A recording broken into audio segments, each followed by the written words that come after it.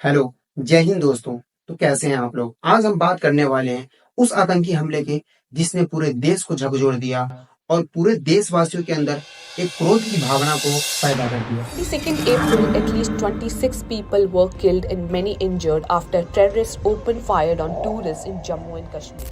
लेकिन इस आतंकी हमले के बाद भारत सरकार ने यह संदेश दिया कि भारत अब किसी भी हाल में चुप नहीं बैठेगा और हर आतंकवादियों को करारा से करारा जवाब दिया जाएगा।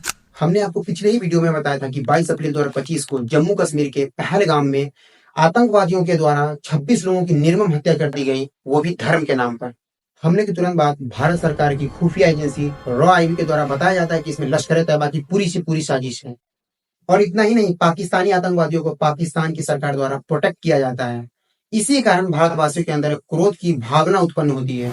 इन सब गतिविधियों को देखते हुए भारत सरकार ने सिंध समझौतों को तोड़ने की बात की और 48 घंटे के अंदर अंदर भारत में रह रहे पाकिस्तानी नागरिकों को देश छोड़कर जाने का आदेश दिया।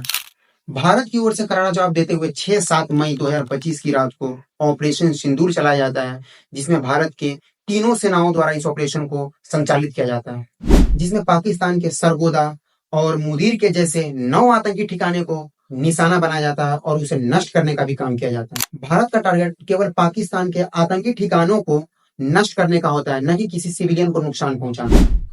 इस ऑपरेशन को भारत की 2 साहसी नारियों ने लीड करने का काम किया है, जैसे कि कर्नल सोफिया कुरैशी एवं विंग कमांडर व्योमिका सिंह भी शामिल है। लेकिन युद्ध यहीं तक नहीं रुकता है। अगले 3 दिनों के बाद ही 10 मई 2025 को पाकिस्तान की ओर से ऑपरेशन बुनियाद और मरसूस चलाया जाता है, जिसमें पाकिस्तान ने फाइटर जेट F-16, JF-17 का इस्तेमाल किया, जिसकी जवाबी कार्रवाई देते हुए भारतीय सेना ने पाकिस्तान के 4 जेट फाइटर को नष्ट करने का काम किया। भारतीय सेना ने अपने एयर डिफेंस सिस्टम S-400 का यूज किया है। अगला कदम उठाते हुए इंडियन नेवी के INS विक्रांत के द्वारा पाकिस्तान के कराची पोर्ट पर हमला किया जाता है, लेकिन पाकिस्तान ने अपनी बुजदिली दिखाते हुए LOC से सटे इलाकों में अंधाधुंध फायरिंग की और गोले भी बरसाए, जिसमें पुंछ, राजौरी, पंजाब का अमृतसर और राजस्थान के जैसलमेर जैसे कई इलाके शामिल हैं। अगला कदम उठाते हुए भारतीय सेना के साथ साथ भारत की डिप्लोमेटिक पॉलिसी भी सहयोग दिया।